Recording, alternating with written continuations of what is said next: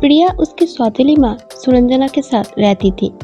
उसके बाबा राजीव काम की वजह से शहर से बाहर रहते था और कभी कभी उसके साथ मीट करने के लिए घर पे आते थे और इसी कारण सुरंजना उसके साथ बहुत ही खराब से बिहेव करता था, हमेशा मारता था।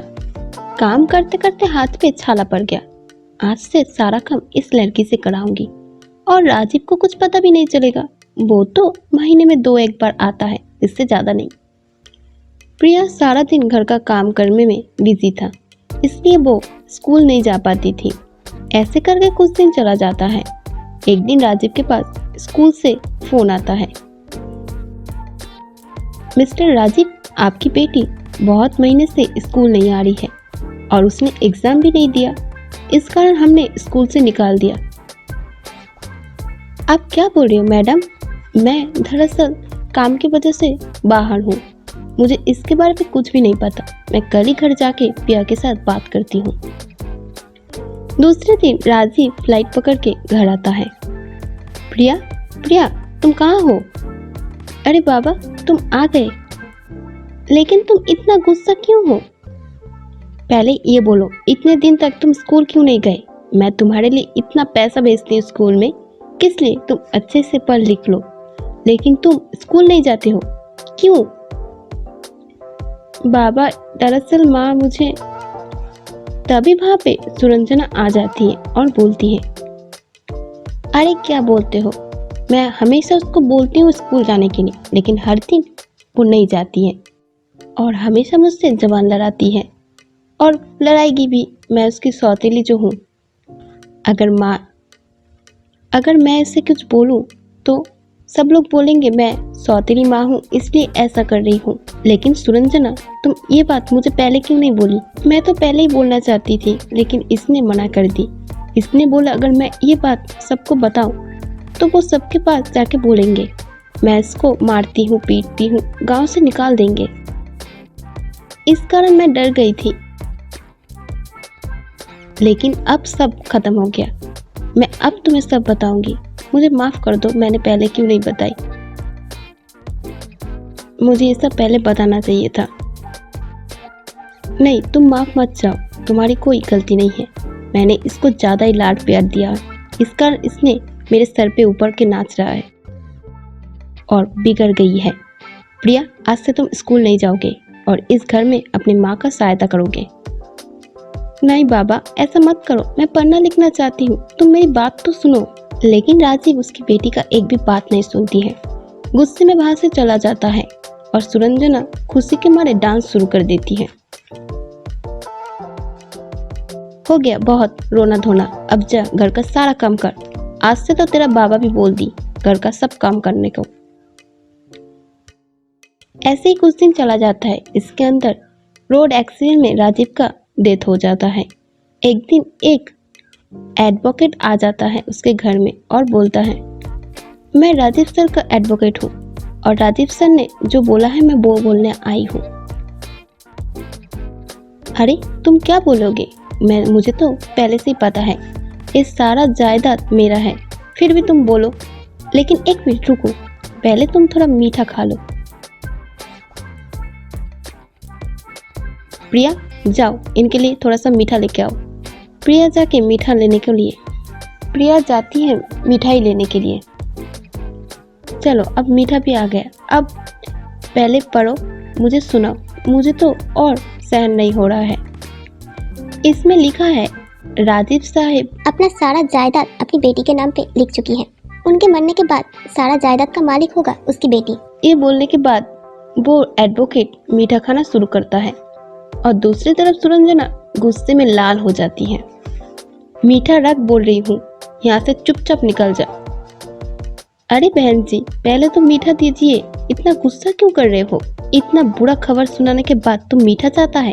तुझे तो मैं झाड़ू से पीटूंगी। ये सुनने के बाद वो एडवोकेट बहुत गुस्सा हो जाता है और वहां से चला जाता है। उसके बाद सुरंजना उसके भाई को फोन करते हैं और बोलता है, भाई सब कुछ खत्म हो गया। मैंने प्रॉपर्टी के लालच में इस बेटी का बाप से शादी की, लेकिन वो तो मर गया, लेकिन प्रॉपर्टी खुद के बेटी के नाम पे लिख दिया। सब खत्म हो गया। अब मैं क्या करूं? अरे बहन, तो चिंता मत कर, हम लोग एक साथ बैठ के बात करते हैं। दूसरे दिन सोहेल उसके बहन के सुरंजना के घर आती है। बहन, मेरे पास एक आइडिया है। पहले इस लड़की को रास्ते से हटाना पड़ेगा, उसके बाद सारा प्रॉपर्टी तेरे नाम पे हो जाएगा। एकदम ठीक बोले हो, मुझे इस प्रॉपर्टी के लिए कुछ भी करना पड़े मैं करूँगी। एकदम बहन, तू सिर्फ सही समय के लिए इंतजार कर, सब हो जाएगा। इस लड़की को रास्ते से हटा देंगे हमेशा के लिए।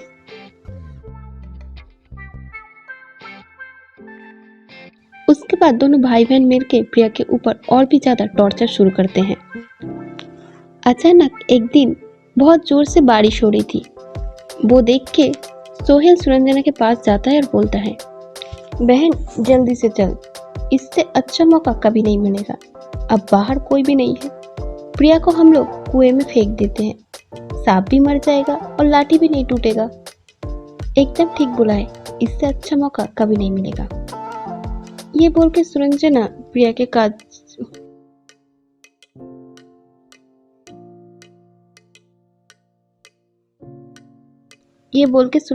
के पास जाके बोलती है, बहुत आराम कर लिया, मुझे बहुत प्यास लगी है, जा कुएं से पानी लेके आ। लेकिन माँ, बाहर तो बहुत बारिश हो रही है, तो मैं क्या करूँ? पानी ना पी के मैं मर जाऊँ? जल्दी जा, बाहर से कुएं से पानी लेके आ, वरना बहुत मारूंगी। बेचारी प्रिया सुरंजना के डर के मारे वो बाहर भीगते भीगते पानी लेने चला जाता है। और वो कुएं से पानी ले रही थी, तभी सुरंजना और उसके भाई सोहेल जाके प्रिया को पीछे से और प्रिया वहाँ पे रस्सी था, उसको पकड़ लिया। उसके बाद सुरंजना और उसके भाई सोहेल कुएं में अंदर झांकता है, देखता है प्रिया वहाँ पे है और रोती हुई बोल रही है, माँ मुझे बाहर निकालो, वरना मैं मर जाऊंगी, मुझे बचाओ। तुझे क्या लगता है मैंने धक्का किस लिए दिया? तुझे बचाने के लिए, पागल। अब जल्दी से रस्सी को छोड़ और जल्दी से मर जा। प्लीज माँ मुझे बाहर निकालिए, प्लीज माँ मुझे बाहर निकालिए, मुझे बहुत डर लग रहा है, प्लीज मैं सब काम करूंगी तुम्हारा। अब अपना बकबक बंद कर और रस्सी छोड़ के मर जा, हमें शांति दे। और भाई बहुत ही बारिश हो रही है, चल अंदर चलते, कल इसका मरने का खबर मिल जाएगा। प्रिया डर के मारे रोने लगती है और प्रिया का हाथ छूटने लगता है। और जब वो कुएं के अंदर गिर जाती है तब अचानक कोई एक उसका हाथ पकड़ के बाहर निकालता है। प्रिया उसके सामने एक औरत थी। कौन हो आप? प्रिया, मैं तुम्हारी माँ हूँ, मुझे पता है तुम्हारे ऊपर बहुत ही संकट आया है, इसलिए मैं तुम्हें बचाने के लिए यहाँ आई हूँ। माँ तुम मुझे छोड़ के क्यों चली गई थी? तुम्हें पता है मेरी सौतेली माँ बहुत बुरी है, मुझे मारने के लिए यहाँ पे धक्का दे दिया, तुम मुझे अपने साथ लेके चलो। नहीं बेटी, तुम मेरे साथ नहीं जा पाओगी, क्योंकि मैं और जिंदा नहीं हूँ, लेकिन मैं तुम्हारी जिंदगी में सारी खुशियाँ ला दूंगी, तुम्हारा सब दुख खत्म कर दूंगी। ये बोल के प्रिया की मरी हुई माँ एक जादुई लहंगा देती और बोलती है, बेटी ये जादुई लहंगा है, इसको पहन के तुम जो भी मांगोगे वो तुम्हें मिल जाएगा, कोई भी कमी नहीं होगा। उसके बाद उसकी माँ वहाँ से गायब हो जाती है। उसके बाद वो लहंगा वो पहन लेती है और तभी मन ही मन में एक घर सोचती है और देखते देखते उसके सामने बहुत ही बड़ा सुंदर घर आ जाता है। प्रिया उसी घर में अच्छे से जीवन काट रही थी और एक दिन सपने में उसका माँ आती है और बोलती है, बेटी तुम्हारी सौतेली माँ और सौतेले मामा को उसका सजा मिलना चाहिए, तुम्हारे ऊपर बहुत ही अत्याचार किया, इसलिए तुम लोग उसे शायस्ता करो, जाओ बेटी। ये देखने के बाद प्रिया तभी उठ जाती है और सोचने लगती है। दूसरे दिन सुबह उठ के प्रिया पुलिस स्टेशन जाती है और सारी घटना पुलिस को बोलती है। उसके बाद वो फिर अपने घर में आती है और प्रिया को जीवित तो देख के उसकी सौतेली माँ सुरंजना और मामा सोहेल बहुत ही आश्चर्य हो जाती है। अरे तू अभी तक जिंदा है? क्यों माँ, तुम मुझे जिंदा देख के खुश नहीं हो? मैं खुद तुझे कुएं के अंदर धक्का दे दी, तू जिंदा कैसे है? किसने बचाया? उसका नाम बोल, मैं उसको नहीं छोड़ूंगी। बस बहुत हुआ, अब तुम दोनों इस घर से निकल जाओ। ये मेरे बाबा का घर है और मेरे बाबा मेरे नाम पे ये घर करके गए हैं। तेरा इतना हिम्मत, तू मुझे इस घर से निकाल देगी? रुक, मैं दिखाती हूँ तुझे। ये बोल के सुरंजना अंदर से एक लकड़ी लेके आती है प्रिया को मारने के लिए, लेकिन प्रिया को मारने से पहले वो जादुई लहंगा पहनने के कारण सुरंजना को खुद के लकड़ी से खुद ही पीटने प्रिया को एक भी चोट नहीं लगती है। वो लकड़ी से सुरंजना को चोट लगता है। इसी के अंदर वहाँ पे पुलिस आ जाता है और वो लकड़ी अचानक से गायब हो जाता है और वहाँ पे पुलिस आके देखते दोनों भाई बहन डर के मारे बैठे हैं। घर में बैठे बैठे बहुत आराम कर लिए हैं, अब चलो जेल की हवा खा के आते हैं। ये बोल के सुरंजना और सोहेल को हथकड़ी पहना के पुलिस स्टेशन ले जाते हैं और बहुत दिन तक वो लोग जेल में रहते हैं। और प्रिया मनी मन में अपनी माँ को बहुत धन्यवाद देते हैं और वो उसी जादुई लहंगे के कारण हंसी खुशी रहने लगती हैं।